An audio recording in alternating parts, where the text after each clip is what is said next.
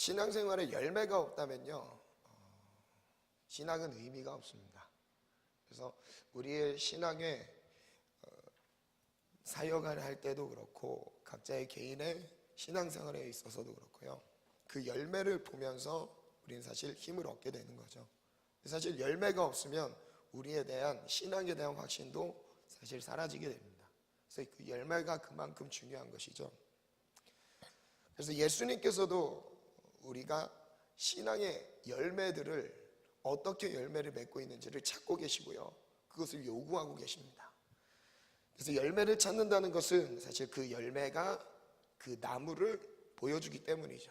그래서 그 열매를 보면 곧 그 나무가 어떤 나무인지를 알 수 있습니다. 마태복음 3장 말씀 한번 보겠습니다. 읽겠습니다. 1절부터 갑니다. 시작. 그때에 세례 요한이 이르러 유대 광야에서 전파하여 말하되 회개하라 천국이 가까이 왔느니라 하였으니 그는 선지자 이사야를 통하여 말씀하신 자라. 일렀으되 광야에 외치는 자의 소리가 있어 이르되 너희는 주의 길을 준비하라 그가 오실 길을 곧게 하라 하였느니라. 이 요한은 낙타털 옷을 입고 가죽의 책청이었더라. 이때에 예루살렘과 온 유대와 요단강 사방에서 다 그에게 나와 자기들의 죄를 자복하고 요단강에서 그에게 세례를 받더니, 요한이 유대 광야에서 회개를 선포합니다. 근데 이 과정을 보면 말라기 선지자가 바로 그 전 선지자죠. 마태복음이 시작되기 전에 구약의 마지막 선지자가 말라기 선지자였습니다. 근데 이 말라기 선지자를 마지막으로 해서 그 다음에 나오는 선지자가 요한입니다. 근데 이 중간에 사이에 몇 년이라는 공백 기간이냐면 400년, 약 400년 동안의 공백 기간이 있습니다. 그것을 암흑기라고 해요. 영적인 암흑기. 왜냐하면 하나님이 어떤 선지자도 부르시지 않으시고 400년 동안 하나님께서 침묵하셨던 시기였습니다. 말라기 선지자 이후에 하나님의 말씀이 없었어요. 하나님의 말씀이 끊어졌어요. 하나님의 감동을 가지고 하나님의 뜻을 선포하면서 하나님의 마음을 전해주는 선지자가 없었습니다. 그 당시에 아마 물질적인 뭔가의 풍요로움은 있었을 수도 있습니다. 아니, 물질적인 풍요로움은 있었어요. 근데 하나님이 공급해 주시는 하나님의 말씀으로 살아가는, 하나님의 마음이 공유되고 하나님의 뜻이 선포되는 영적인 풍요로움은 제공되진 않았습니다. 그래서 그 시기를 암흑기라고 부르죠. 그래서 사실 우리의 삶도 마찬가지예요.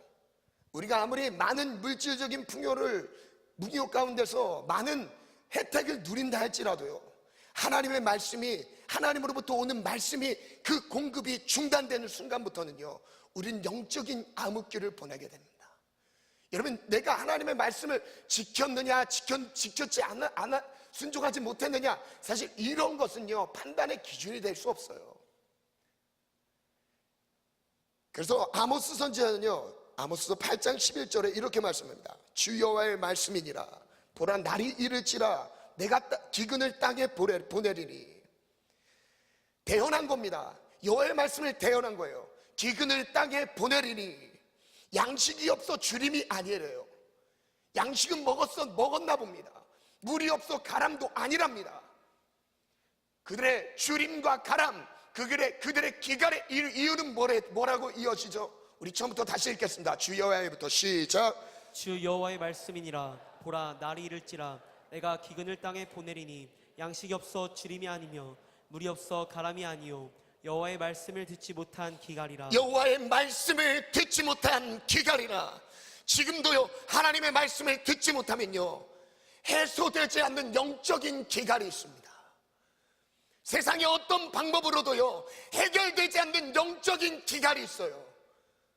세상의 것들을 많이 누려도요, 하나님의 말씀이 없으면요, 하나님이 내게 말씀하시는 말씀의 공급이 없으면요, 내 영적인 기갈은 해소되지 않습니다.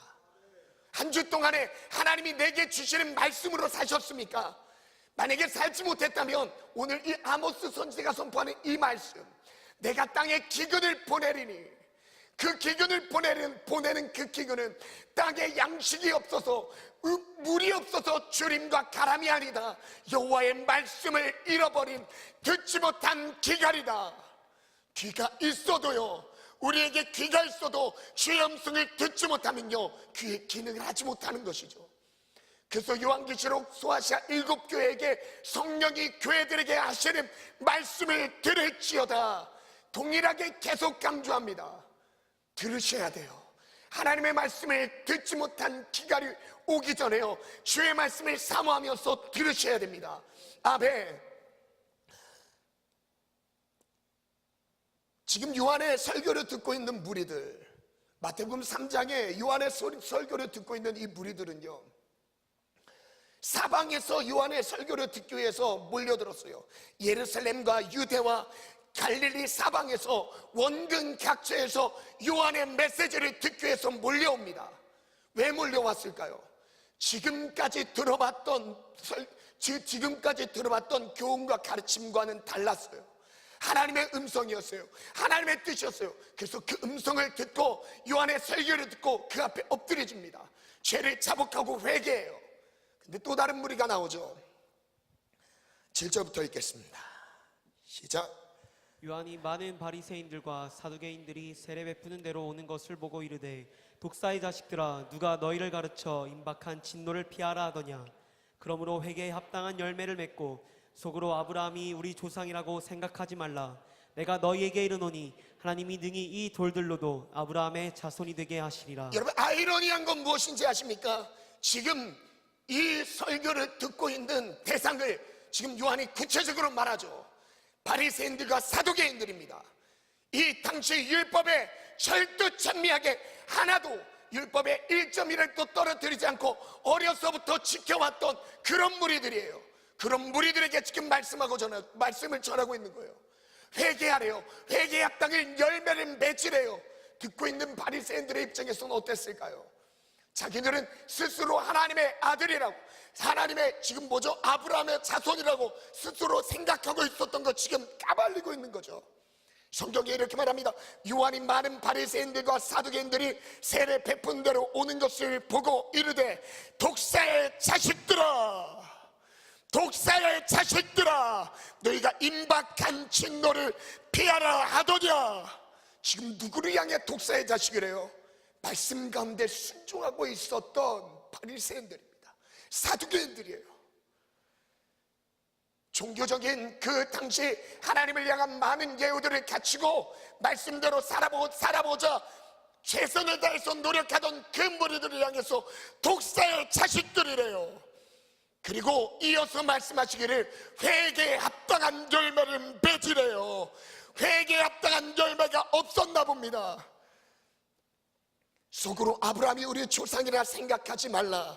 내가 너희에게 이르노니 하나님이 이 돌들로도 능히 이 돌들로도 아브라함의 자손으로 삼으실 수 있으시대요. 돌덩이 하나도요, 주님은 하실 수 있으시대요. 스스로 아브라함의 자손이라고 속지 말랍니다. 내 안에 회개의 열매가 없으면요, 하나님의 뜻이 아니에요. 하나님의 뜻대로 가고 있다고 내 스스로 속을 수도 있다는 거죠. 그래서 10절부터 읽습니다. 시작. 이미 도끼가 나무 뿌리에 놓였으니 좋은 열매를 맺지 아니하는 나무마다 찍혀 불에 저를 따라 던져지리라. 같이 선포합니다. 좋은 열매를 맺지 않는 나무는 좋은 열매를 맺지 않는 나무는 찍혀 불에 던져진다. 불에 던져진다. 여러분, 그래서 열매는요, 내가 좋은 열매를 맺어도 되고 나쁜 열매를 맺어도 되는 게 아니에요. 나쁜 열매를 맺는 순간요, 찍혀 불에 던져져요. 성경의 말씀입니다. 하나님의 말씀이에요. 수년간 어려서부터 심지어 모태신앙이라고 해도요, 신앙의 뼈에 있는 가문에서 3, 4대 영적인 정통 가운데 자랐다 할지라도 회개 열매 없으면요, 지켜 불에 던져진대요. 지금 그 설교를 하고 있는 겁니다. 스스로 아브라함의 자손이라 생각하지 말라요. 그 다음 이어서 11절 갑니다. 시작. 나는 너희로 회개하게 하기 위하여 물로 세례를 베풀거니와 내 뒤에 오시는 이는 나보다 능력이 많으시니 나는 그의 신을 들기도 감당하지 못하겠노라. 그는 성령과 불로 너희에게 세례를 베푸실 것이요 손에 키를 들고 자기의 타작마당을 정하게 하사 알곡은 모아 곳간에 들이고 쭉정이는 꺼지지 않는 불에 태우시리라. 그래서 중요한 것은 우리가 혈통적인 신앙이 중요한 게 아닙니다. 전통적인 신앙이 중요한 게 아니죠. 오늘 지금 이 순간 나의 삶을 통해서 회개의 열매들이, 하나님의 말씀하시는 성령의 열매들이 맺혀졌는지 맺혀지지 못했는지를 사실 우리가 그것이 가늠의 기준이 되는 것입니다. 오늘 내 삶의 지금입니다. 지금 한 주를 살았던 오늘 우리의 삶 가운데 지금 나의 삶 속에 성령의 열매를 맺고 계십니까? 15절부터 한번 읽겠습니다. 마태복음 7장 15절부터 읽겠습니다. 시작. 거짓 선지자들을 삼가라. 양의 옷을 입고 너희에게 나아오나 속에는 노략질하는 일이라. 거짓 선지자들을 삼가라고 하시면서 그 뒤에 또 다른 열매에 대한 말씀을 하십니다. 근데 이 말씀을 우리의 삶에 다시 한번 적용해보면 거짓 신앙을 점검해보면 돼요. 거짓 선지자들을 삼가라. 그 사람들은 앞에선 가르칠 수 있습니다. 근데 삶에서 열매는 없어요. 여러분, 거짓 선지자는요, 여러분 분별하셔야 돼요. 가르치는 게 중요한 게 아닙니다. 삶의 열매예요. 내 삶에 열매가 없으면 그것은 거짓 신앙이죠. 거짓 선지자, 지금 우리의 각자 모두가, 우리 청년 모두가, 저를 포함해서요, 모두가요, 내 신앙이 거짓인지요 분별할 수 있는 기준은요, 내 삶에 열매가 있는지 없는지를 보면 알 수 있는 것이죠. 열매를 보고 알으래요. 열매를 보고 분별하래요. 열매를 보고 따라가든지 말든지 하랍니다. 그래서 우리의 삶에서, 내 삶에서도 마찬가지로 내가 예수를 믿는다면요, 혈통은 중요한 게 아니에요. 지금까지 신앙의 경력도 10년, 20년, 30년의 신앙의 경력도 중요한 게 아닙니다. 지금 내 삶을 통해서 성령이 내 삶을 이끄시고 인도하시며 내 삶 가운데 성령의 열매를 맺게 하시는지가 중요한 것입니다. 이어서 읽겠습니다. 시작. 그들의 열매로 그들을 알지니 가시나무에서 포도를 또는 엉겅퀴에서 무화과를 따겠느냐. 이와 같이 좋은 나무마다 아름다운 열매를 맺고 못된 나무가 나쁜 열매를 맺나니 좋은 나무가 나쁜 열매를 맺을 수 없고 못된 나무가 아름다운 열매를 맺을 수 없느니라. 아예 단정적으로 말씀하셨어요. 이 맺을 수도 있는 게 아니에요. 좋은 나무는요, 좋은 열매를 맺을 수도 있는 게 아닙니다. 나쁜 열매를 맺을 수도 있는 게 아니에요. 정확해요. 내 존재에 대해서, 내 영적인 상태에 대해서요, 내가 어떤 나무인지 어떤 신앙인인지 분별할 수 있는 건요, 열매를 보면 알 수 있어요. 열매를 보면 알 수 있어요. 저를 따라 선포합니다. 좋은 나무는 아름다운 열매를 맺는다. 아름다운 열매를 맺는다. 나쁜 나무는 못된 열매를 맺는다. 못된 열매를 맺는다. 이어서 읽겠습니다. 시작. 19절 읽겠습니다. 시작. 아름다운 열매를 맺지 아니하는 나무마다 찍혀 불에 던져지느니라. 그래서 아름다운 열매, 즉 좋은 나무가 되지 않는 그 존재는요, 찍혀서 불에 던져집니다.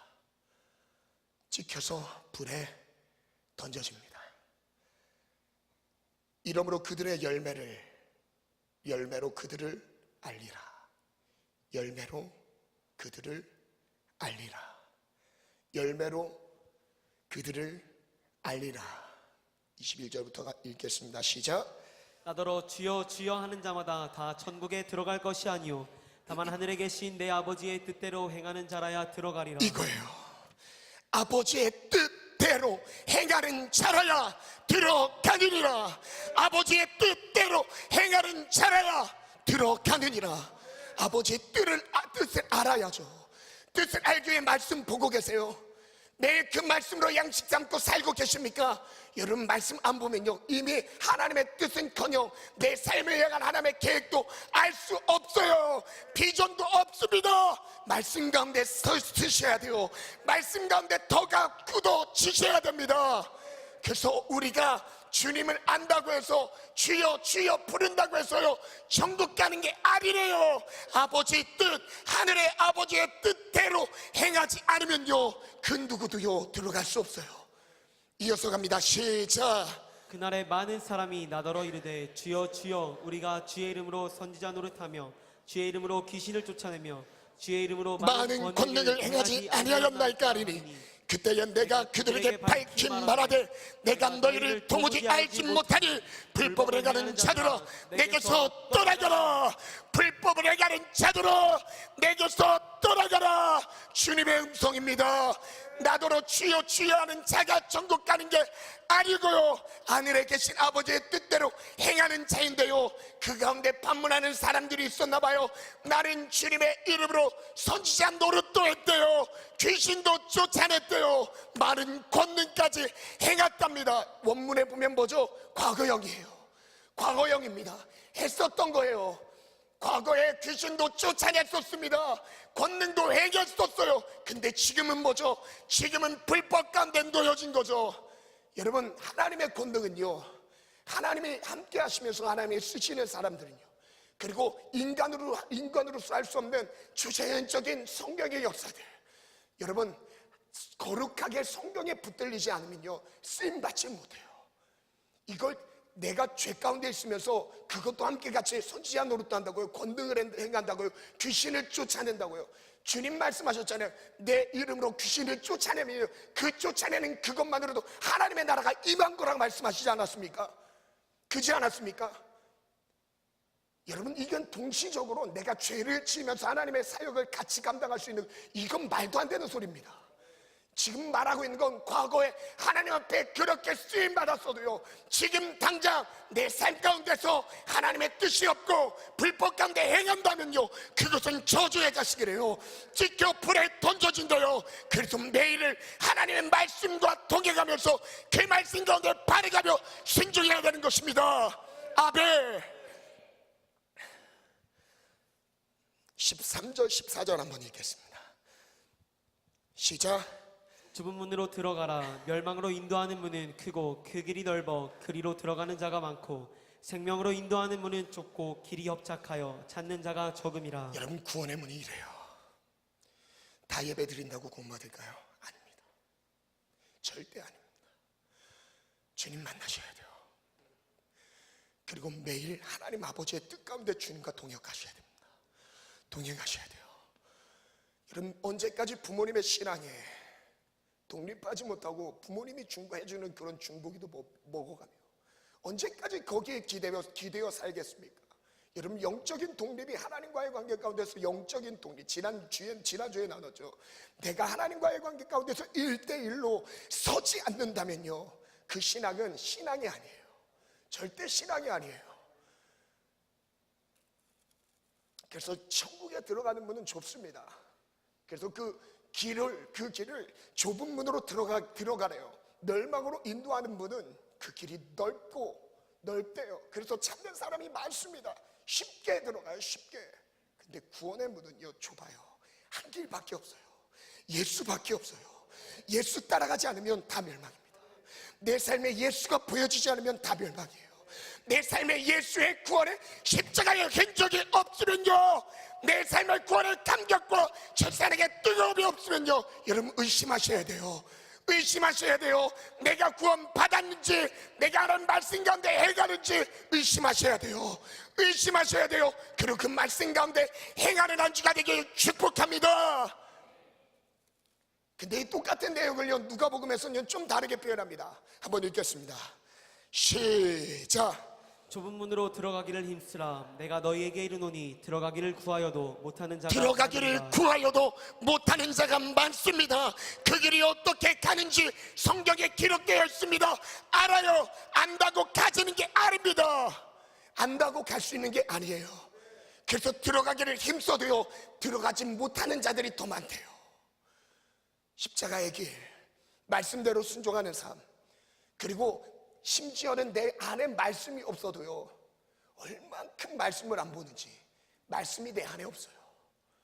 내 삶을 하나님의 말씀이 이끄시고 지탱해 주시면서 모든 상황 가운데서 말씀이 내 삶을 이끌어 주시는 하나의 내 안에 증거 삶의 표적이 하나도 없습니다.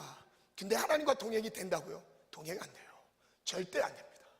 매일은 말씀과 씨름하며 그 말씀을 양식으로 먹는 사람만 하나님과 동행할 수 있어요. 그래서 매일 말씀 묵상하셔야 돼요. 매일 말씀 보셔야 됩니다. 여러분, 이건 말씀은요, 설교 시간 듣기 위해서 말씀을 피는 게 아닙니다. 우리가 좋은 교훈을 얻기 위해 말씀을 피는 게 아니에요. 여러분, 저도요, 말씀을 아무리 뛰어난 설교자가 와서 이 강단에서 말씀을 선포한다고 해도요, 제가 묵상하면서 직접 먹은 말씀과 비교가 되지 않습니다. 그 말씀은, 은혜 받은 말씀은 사라져요. 근데 제가 직접 말씀 가운데 먹고 묵상한 말씀은요, 제가 매일매일 묵상하면서 기록하는 이런 것들은요, 살아있어요. 살아있습니다. 들어서 남이 씹어준 말씀 씹어서 내 입에 이유식해 해주는 건가요? 내 삶이 늘 어린아이처럼 이유식해 주는 거, 그건 먹으면서 자라나야 되는 신앙인가요? 이제는 뭔가 내가 스스로 말씀 가운데 하나님이 공급하시는 감동도 받아야 될 때 아닌가요? 청년이라면, 이제 결혼을 앞두고 사회에 진출하는 것을 앞두고 있다면요, 지금 내가 스스로 하나님의 말씀을 먹어야 되는 영적인 수준이 돼야 되지 않을까요?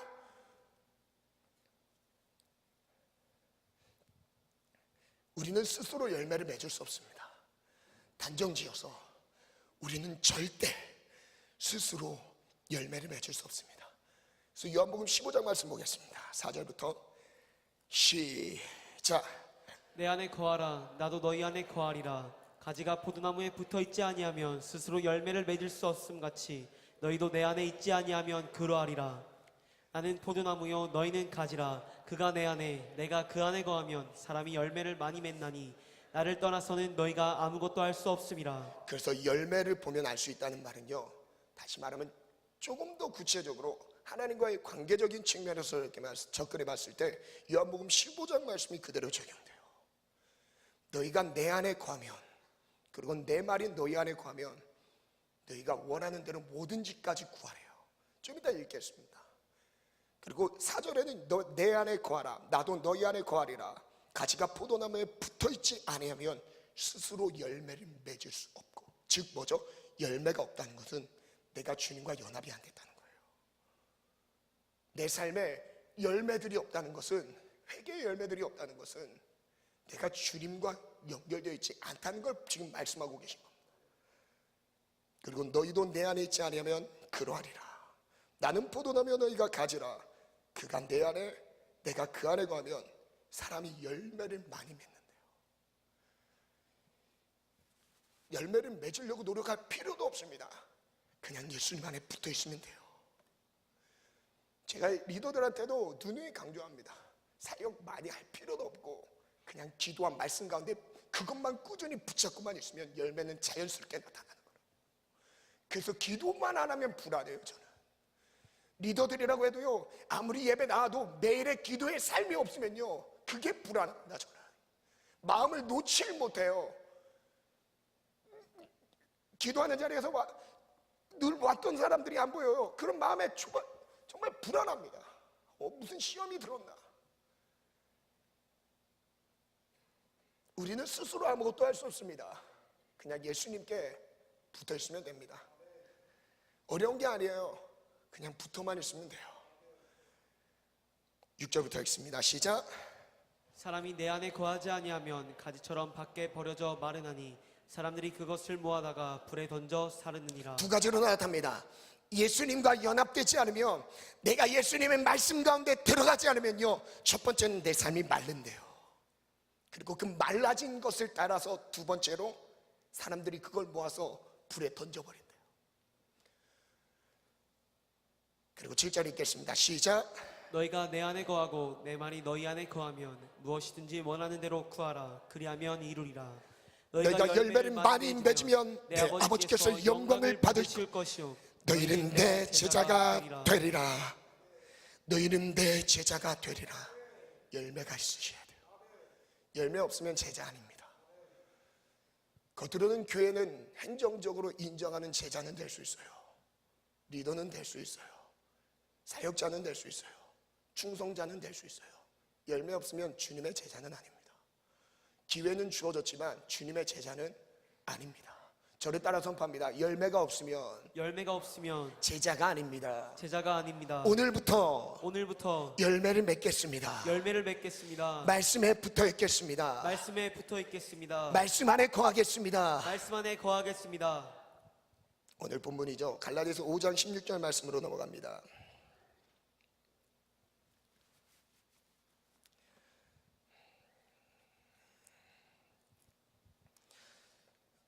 그래서 제가 청년들에게도 이번에 이제 광고에 나왔죠. 첫 번째 전체 광고, 첫 번째 광고가 전 청년 3일 금식을 그냥 선포했습니다. 그래서 이제 영혼 구원에, 사실 첫 번째는 영혼 구원에 우리가 목적이 있지만, 영혼 구원도 여러분 내가 살지 않으면 영혼 구원은 안 돼요. 내가 살지 않으면 나를 통해 영혼 구원은 꿈도 꿔서도 안 됩니다. 내가 살아야 되는 거죠. 요나 3일 금식이 좀 떠오르면서, 요나가 3일 동안 물고기 뱃속에서 하나님의 부르심을 거부하고 자기가 원하는 곳으로 방향을 틀었죠. 하나님 원하시는 곳은 아수르의 수도 니누에였습니다. 근데 요나는 어떻게 해요? 거길 거부하고 자기가 원하는 피해서 자기의 뜻대로 도망갑니다. 하나님이 풍랑을 일으켜서 결국 바다에 빠져서 물고기 뱃속에서 3일 동안 밤낮을 굶습니다. 금식해요. 그리고 처절하게 거기서 기도하는 시간을 보냅니다. 그리고 하나님이 다시 한번 기회를 주셔서 그 사명을 완수하게 됩니다. 3일 금식이 사실 그런 의미가 있어요. 여러분, 금식이요, 내 육체가 살아있고 내 정신이 살아있고 내 의지와 내 경험과 그리고 내 수준에 할 수 있는 것들이 살아있으면요, 하나님의 역사는 보지 못해요. 하나님의 역사는 보지 못해요. 왜 예수님께서 사역을 시작하시기 전에 40일 동안 금식하신지 아십니까? 육신의 힘을 다 뺀 거예요. 육신으로 하나님을 따라갈 수 없다는 걸 이미 알고 계셨습니다. 그리고 하나님의 떡, 그러면서 사단이 시험에 왔을 때 뭐라고 하시죠? 첫 번째 시험, 사람이 떡으로만 살 게 아니여 오직 하나님의 입으로 나오는 모든 말씀으로 살 것이니라. 이게 하나님의 뜻이었죠. 그래서 육체를 죽인 거예요. 그게 3일 금식입니다. 그게 금식이에요. 그래서 일주일 기간 동안에 7일 동안 우리의 스케줄도 사실 무시할 수 없잖아요. 그 스케줄 기간에 3일 금식을 각자 정해서 금식에 들어가는 겁니다. 그래서 한 달 동안 금식을 준비하는 거예요. 한 달 동안 금식을 준비해요. 제가 이제 금식에 대한 전 이제 중학교 때도 저희 집은 거의 금식하는 분위기였어요. 늘 뭔가 늘 부모님은 장기 금식도 많이 하시고 늘 분위기가 뭐가 막혔다 그럼 바로 금식 들어가시고 항상 부모님 그러셨어요. 그래서 저희 자녀들에게도 금식을 많이 강조하셨었어요. 그래서 저도 이제 늘 부모님한테 그런 것들을 듣다 보니까 저도 제 안에 문제가 생길 만한 것들이 뭐가 있을까요? 크게 중고등학교 때 무슨 문제가 생길 만한 게 크게 있을까요? 죄죠. 제 안에 끊지 못할 죄 앞에 딱 섰을 때 안 하려고 해도 생각이 끌려갈 때 그때 바로 금식 들어가요. 그럼 신기하게요, 금식 들어가는 순간요, 몸은 힘듭니다. 내 그 고비를 살짝 넘기면요, 마음의 평안과 기쁨과 내 힘으로, 육신으로 사는 힘, 밥심으로 사는 그 힘나는 그런 힘이 아니라 영적인 힘이 확 올라와서 제 육체를 확 일으킵니다. 그런 걸 늘 금식할 때마다 경험했었죠. 제가 기도원에 들어가서 이제 고등학생 때였습니다. 고등학생 때 기도원에 들어가서 이제 고3 들어가기 전에 한번 금식을 이제 마음 먹고 많이 못할 것 같아서 그때 이제 마음 잡고 기도원 들어가서 금식에 들어갔었어요. 근데 금식 들어갔을 때 그때 저희 외할머니가 신앙생활을 한 지 한 몇 달 안 됐었거든요. 한 달 됐나? 얼마 안 됐었어요. 얼마 안 됐었을 때 저희 외할머니가 이제 그때 제가 금식 기도원 들어간다고 하는 걸 듣고 이제 금식하면 복 받는다. 할머니들 잘 통하잖아요, 그죠? 금식하면 복 받는다. 그러니까 할머니가 되게 좋아하시면서 본인도 같이 이제 금식하러 같이 간다고 저랑 같이 금식 기도원에 들어갔습니다. 저는 일주일 금식을 선포하고 이제 일주일 금식 들어갔고 할머니도 그때가 연세가 좀 연로하신데 할머니도 같이 일주일 금식을 하신다고 같이 했어요.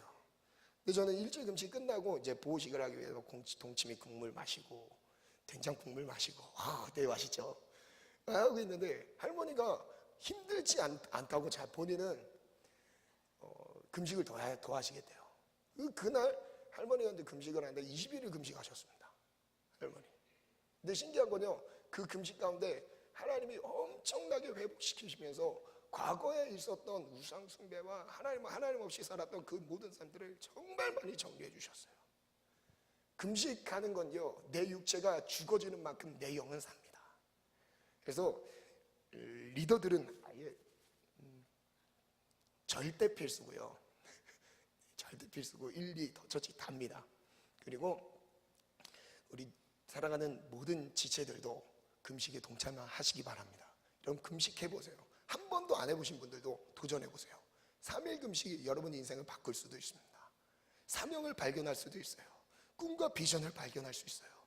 여러분 기대함으로 금식을 준비하시기 바랍니다. 그래서 우리 민수 한번 나와볼까?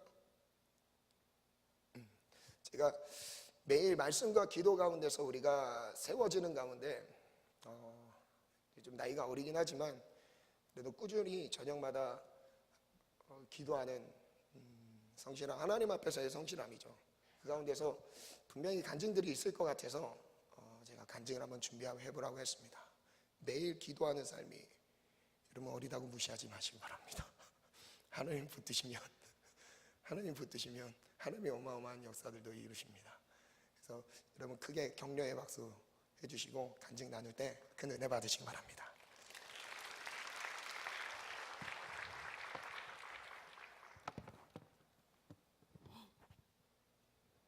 안녕하세요. 저는 청년일부 박민수입니다. 오늘 여러분과 함께 제가 4개월 동안 365 기도회를 하면서 저와 많은 것들을 변화시킨 것들을 함께 나누고자 합니다. 먼저 제가 목자를 맡고 있는데 제게 맡겨주신 영혼들의 영혼이 살아나고 영혼들을 향한 기도가 살아나는 것을 체험할 수 있었습니다.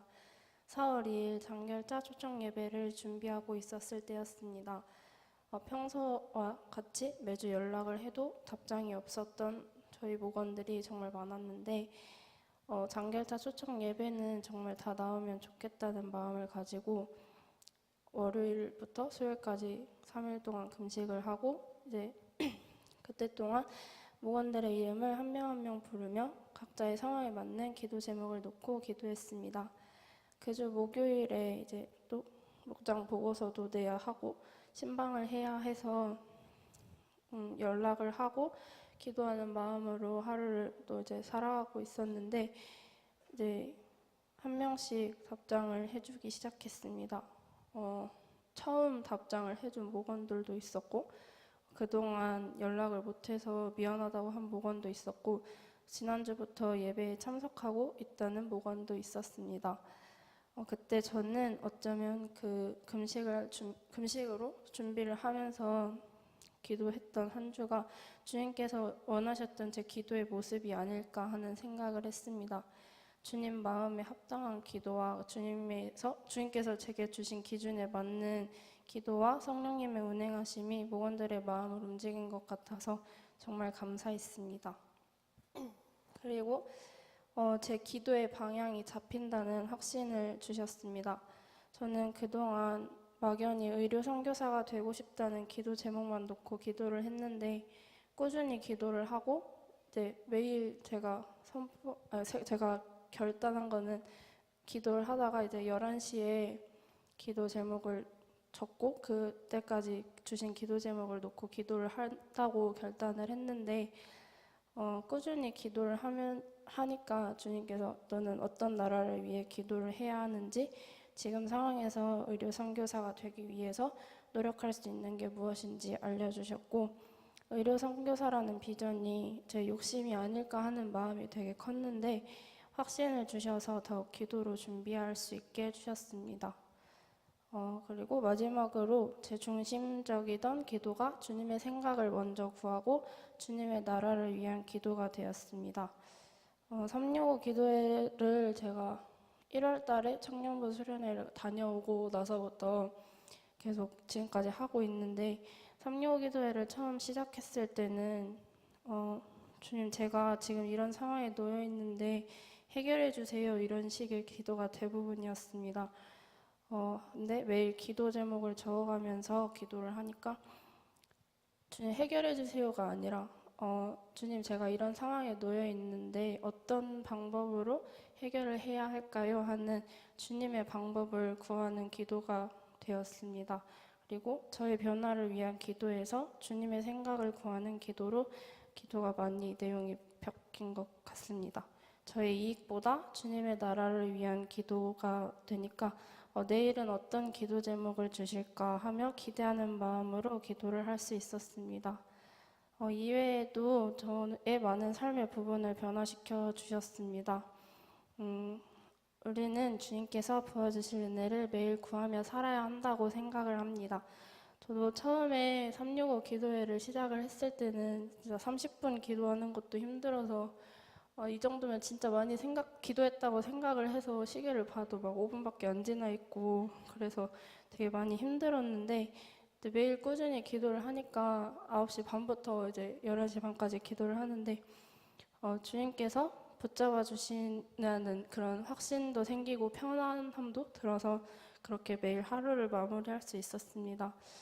진짜 이제 5월부터 담임 목사님께서 1시간씩 작정해서 기도하라고 하셨는데 정말 1시간씩 매일 하면서 주님의 은혜를 누리는 청년부가 되면 좋겠습니다. 감사합니다.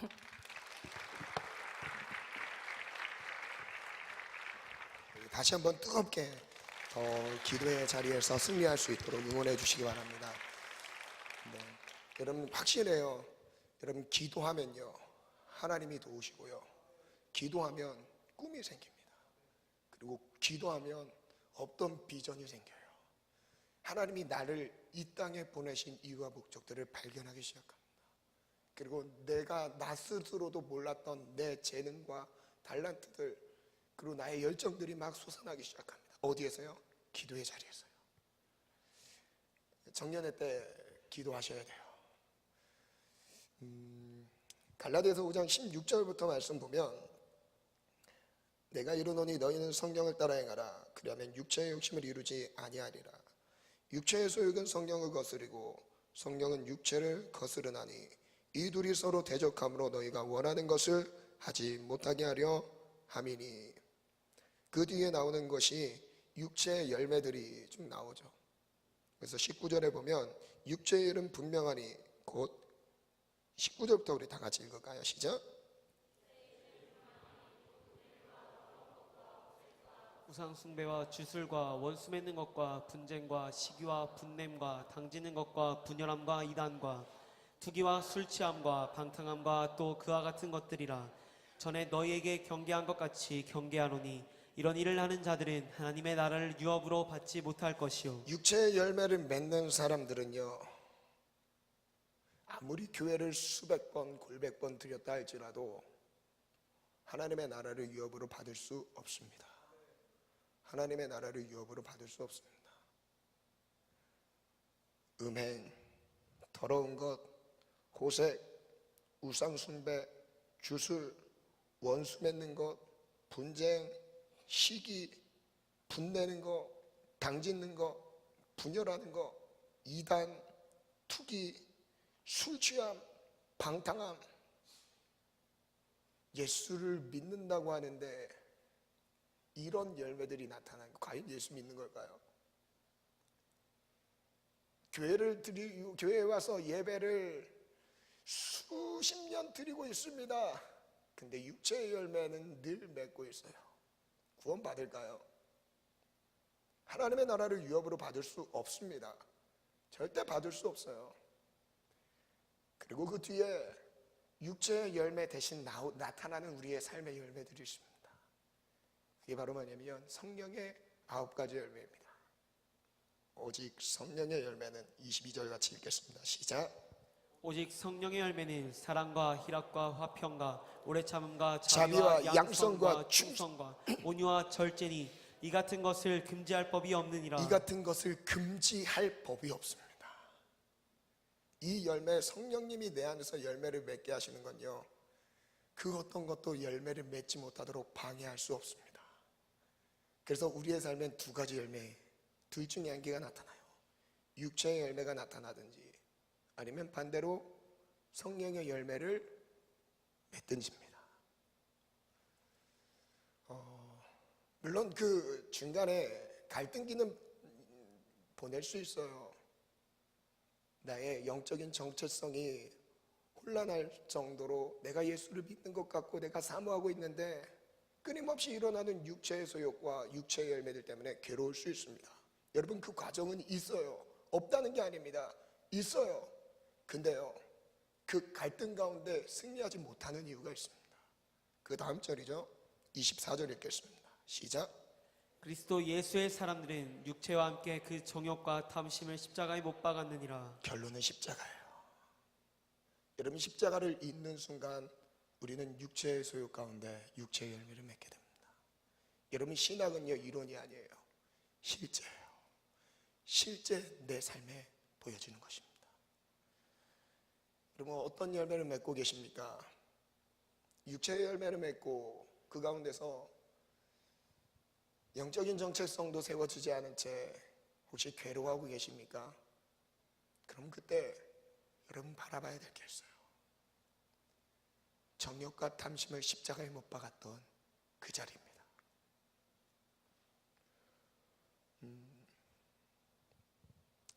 24절 제가 다시 한번 읽어드리겠습니다.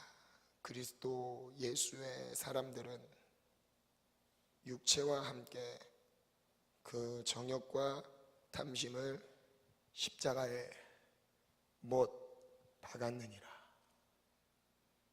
그리스도 예수의 사람들은 육체와 함께 그 정욕과 탐심을 십자가에 못 박았느니라. 무슨 의미죠?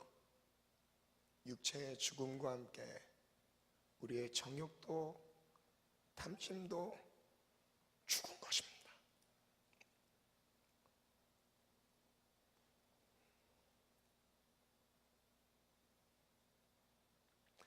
예수님의 죽음은,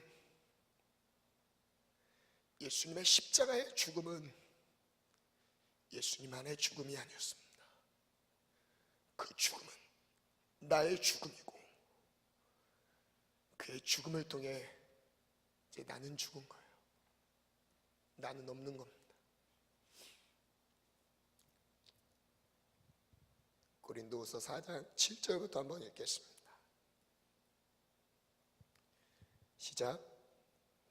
우리가 이 보배를 질그릇에 가졌으니 이는 심히 큰 능력은 하나님께 있고 우리에게 있지 아니함을 알게 하려 함이라. 우리가 사방으로 우겨쌈을 당하여도 쌓이지 아니하며 답답한 일을 당하여도 낙심하지 아니하며 박해를 받아도 버림받지 아니하며 거꾸러뜨림을 당하여도 망하지 아니하고 우리가 항상 예수의 죽음을 몸에 짊어지면 예수의 생명이 또한 우리 몸에 나타나게 하려 함이라. 10절에 보면 우리가 항상 예수의 죽음을 몸에 짊어짐은, 우리가 항상입니다. 예수의 죽음을 몸에 짊어짐은 예수의 생명이 우리 몸에 나타나게 하려 함이라. 그래서 죽지 않으면 갈 수 없는 길이 구원의 길입니다. 내가 구원받았다면, 그리고 오늘 구원을 사모한다면 여러분 그리스도를, 그 십자가를 한번 주목해 봅시다. 은혜로다 반주 좀 해줄래? 그리고 11절 마지막 한 절이죠. 우리 살아있는 자가 항상 예수를 위하여 죽음에 넘겨지면 예수의 생명이 또한 우리 죽을 육체에 나타나게 하려 함이라.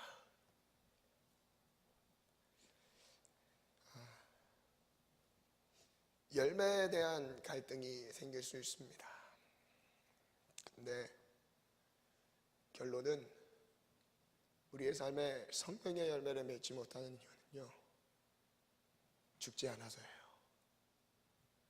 그리스도 예수의 사람들은 육체와 함께 정욕과 탐심을 이미 십자가에 못 박았습니다.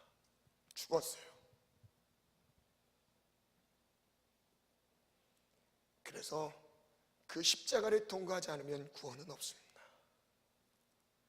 십자가에 생략된 우리의 신앙은요, 신앙이 아니에요. 십자가가 없는, 그리스도의 죽음이 없는 우리의 열매는 결국 육체의 열매들밖에 맺혀지지 않습니다. 멀리 보지 않고 지난 우리 보낸 한 주 동안의 삶, 육체의 열매대로 사셨습니까? 성령의 인도를 받으며 성령이 맺게 하시는 열매들을 맺으며 사셨습니까? 여러분, 우리의 정욕은요, 기도하지 않으면 잡혀지지 않습니다. 제 아무리 목사라도요, 기도가 줄어들고 멈추는 순간부터는요, 정욕이 저를 붙잡아요. 저도 마찬가지입니다. 10분 이하를 떠나서 하나님 앞에,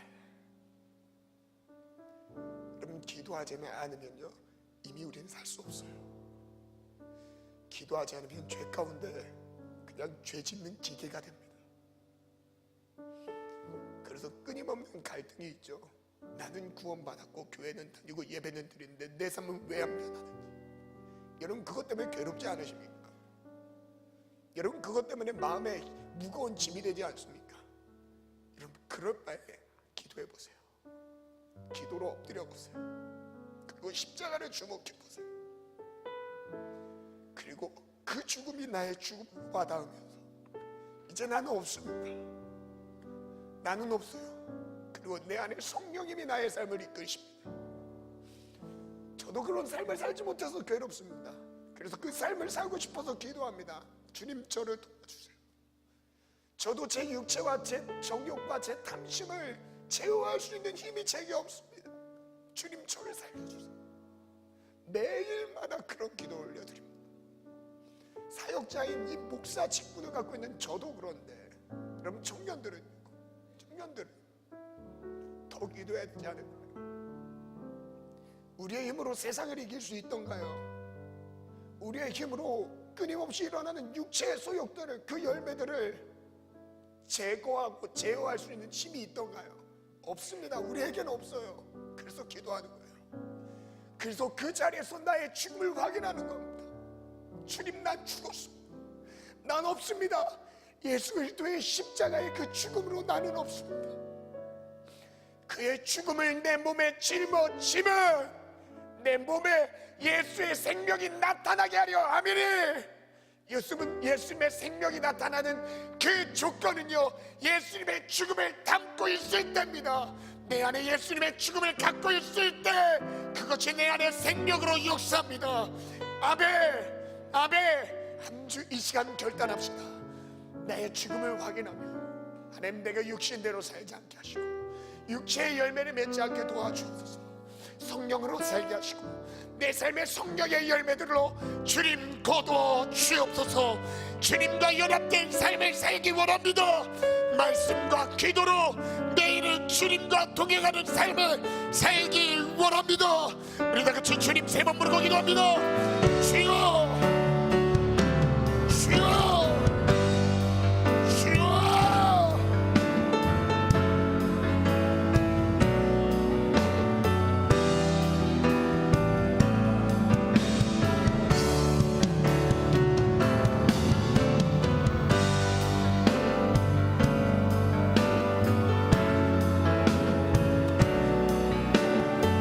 육체의 소욕을 정복해야 합니다.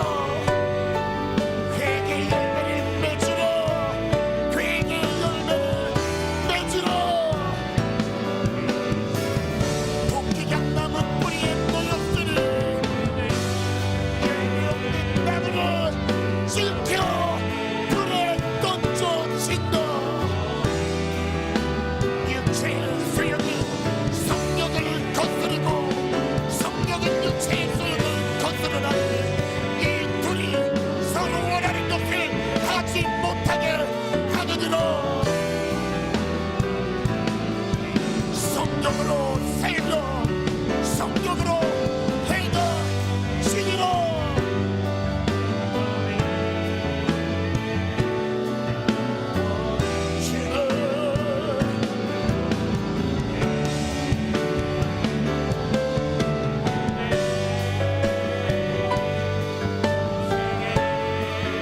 우리 존재 자체가 뒤집어져야 합니다.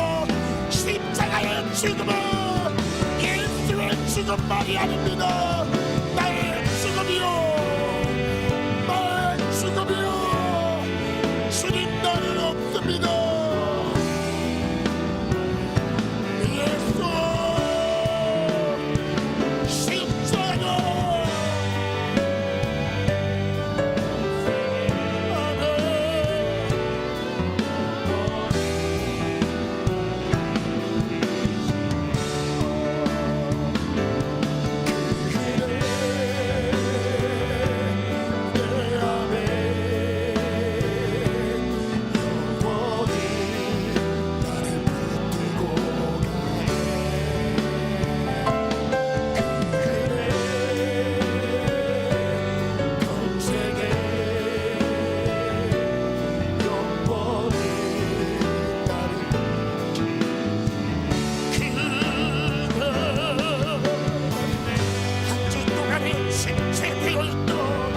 세상의 영들에 눌려있도 정욕의 늪에 빠져있도 우리의 영혼을 구원하신 예수 십자가, 예수 그리스도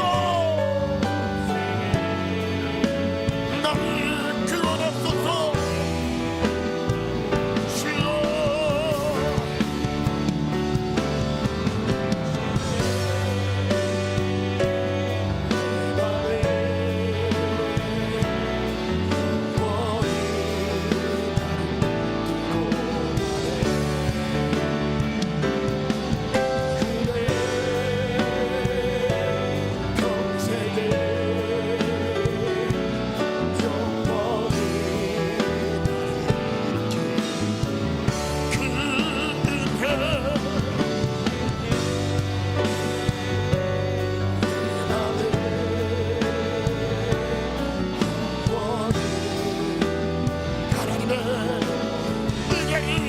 바라봅시다. 그거 십자가입니다. 그리스도 예수의 사람들은 육체와 함께 정욕과 탐심을 십자가에 못 박았느니라. 예수의 구원 없습니다. 예수만 붙잡으면 됩니다. 예수 나의 구원.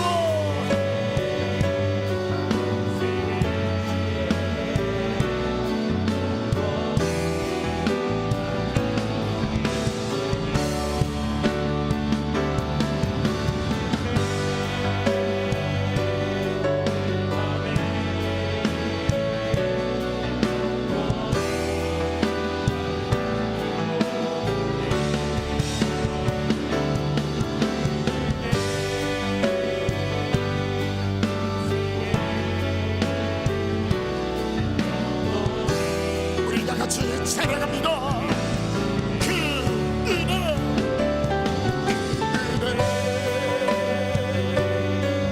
나를 죄악의 저주에서 건지시오. 육체의 정욕에서 구원하신 예수를 찬양합니다.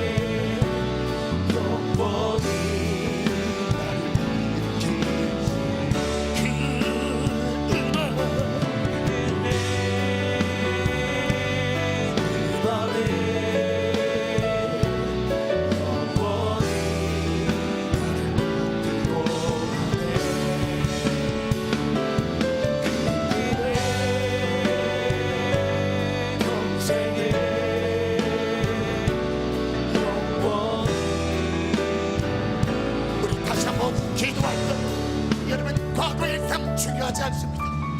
어떻게 넘어졌든 어떤 죄의 깊이에서 그 죄의 늪에 빠져서 헤어나오지 못했던 삶을 살았든 여러분, 주님은 그걸 묻고 계시지 않습니다. 내가 지금 십자가를 붙잡고 있는지입니다. 십자가는 회복입니다. 내 모든 영적인 침체와 연약함을 회복시키십니다. 저주와 파멸까지도 주님은 구원과 생명으로 바꾸십니다. 십자가만 바라보시면 됩니다. 그리고 이 시간 결단합시다. 내가 이제 성령을 따라 살겠습니다. 말씀과 기도로 이 영적인 기갈 속에서 주님으로 공급받으며 살겠습니다. 주님과 동행하는 한 주를 결단합니다. 말씀과 기도를 결단하며 주님의 은혜를 사모하며 십자가를 바라보며 우리 다같이 주님 세 번 부르고 기도합니다. 주여, 주여, 주여.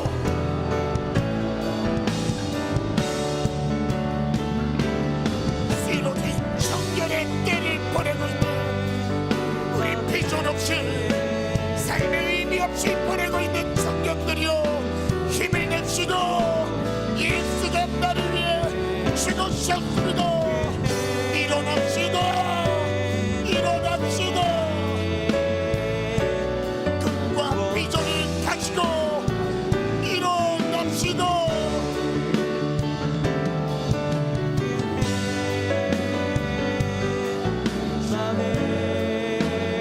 죄악의 자리를 털고 결단하고 이 시간 부르짖어 기도합시다.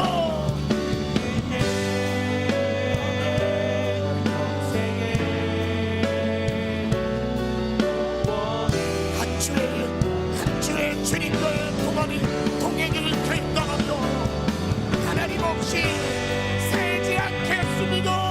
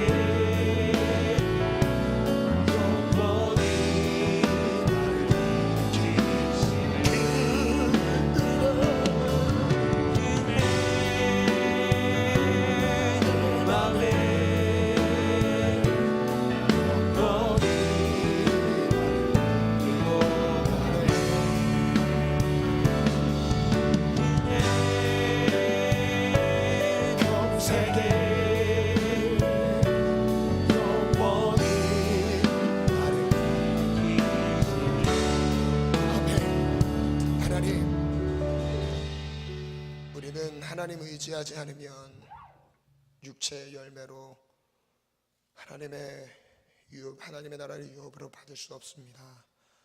하나님 평생의 매일매일을 말씀과 기도로 하나님과 동행하게 도와주세요. 하나님을 의지하며 살게 도와주세요. 우리의 안에 성령의 열매들로 풍성하길 원합니다. 넘어졌던 과거의 삶을 이제 청산하고 그리스도의 죽음과 그의 십자가에 못 박혀 죽으신 그 죽음이 나의 죽음임을 선언하고 그것이 나의 고백이며 나의 실제 정욕과 탐심까지도 십자가에 못 박는 죽음임을 선포하며 이제 육체를 위해 살지 않겠습니다. 성령으로 열매 맺겠습니다. 한 주 동안 우리의 사랑하는 모든 청년들의 삶을 붙들어 주세요. 이끌어 주세요. 승리하게 도와주세요. 감사합니다. 모든 영광 주님께 드립니다. 주님 은혜 주심을 감사합니다. 예수님의 이름으로 기도합니다. 아멘.